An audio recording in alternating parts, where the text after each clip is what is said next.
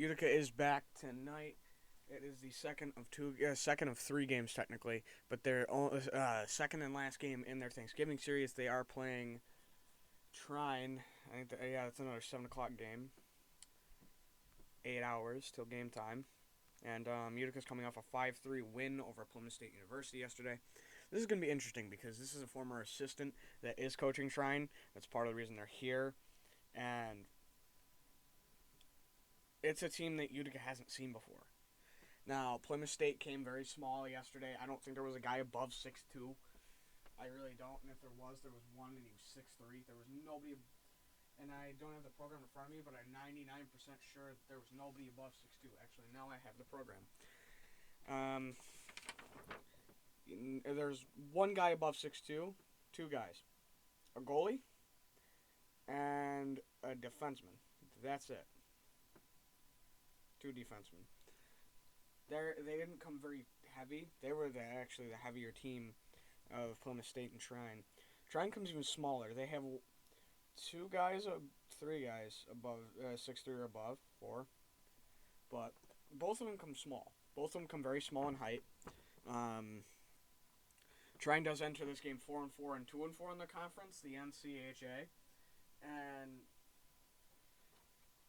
the thing about them is they're unpredictable. That's what they're going to be. Because we haven't seen them before.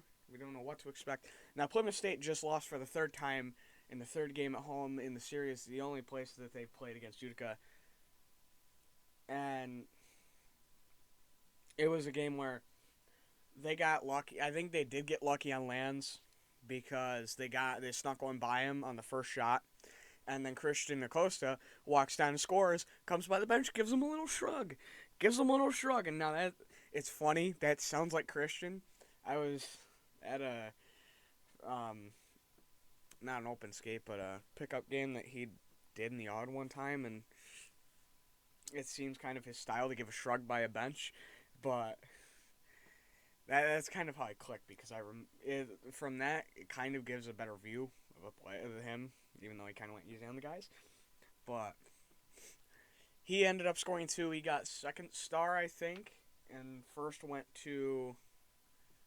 Great, now it's going to take me a second, but the third star did go to Holmes with 3 assists. The first one went to the other guy who had 2 goals.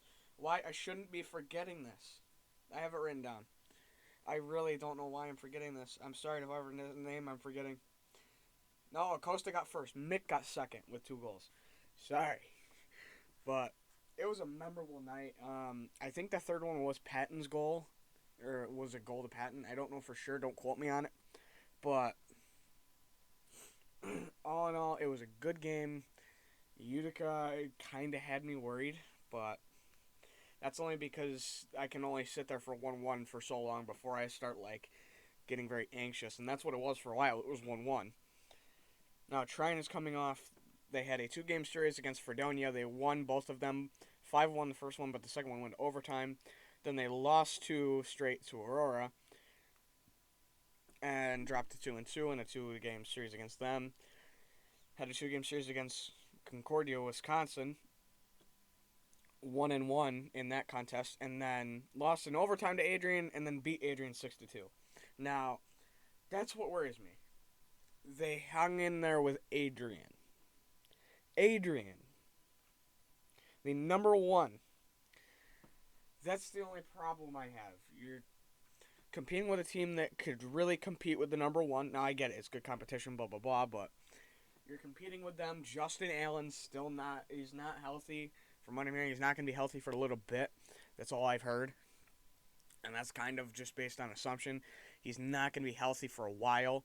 And it's not that the guys that are filling in that spot are bad. It's just Justin was a top guy. I think he was one of the All-Americans last year. He's a 5th-year returner.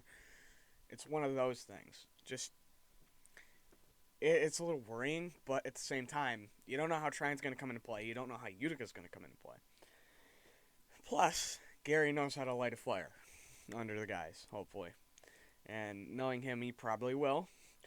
Knowing him, they're going to go out and they're going to play. But that's the tough part. Yeah, they're very unpredictable. and unpredictable isn't necessarily good. It depends. But that also means that Utica's a little unpredictable against them because you don't know how they're going to match up, how they're going to bring the guys out. Jackson did take a bad hit last game that I turned away, and I heard it. Apparently, I kept turning away at the wrong time because I missed like 4 different plays that the whole crowd went, oh, over, and I'm like, what did I miss?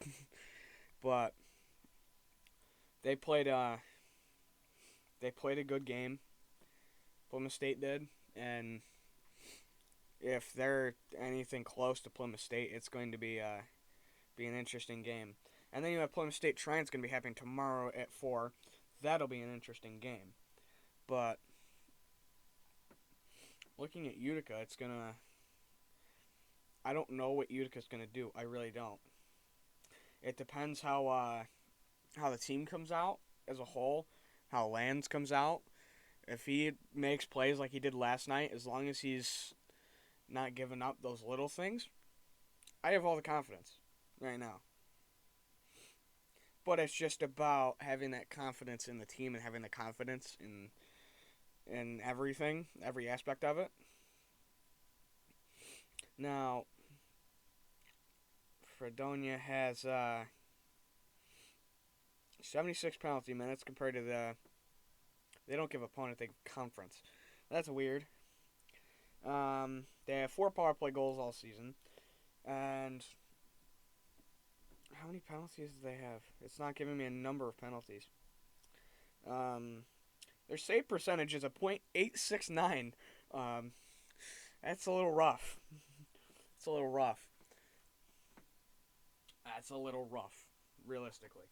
So, it'll be interesting to see how they kind of match up and how they perform against Utica, and we'll see what they do. We'll see how the team comes out.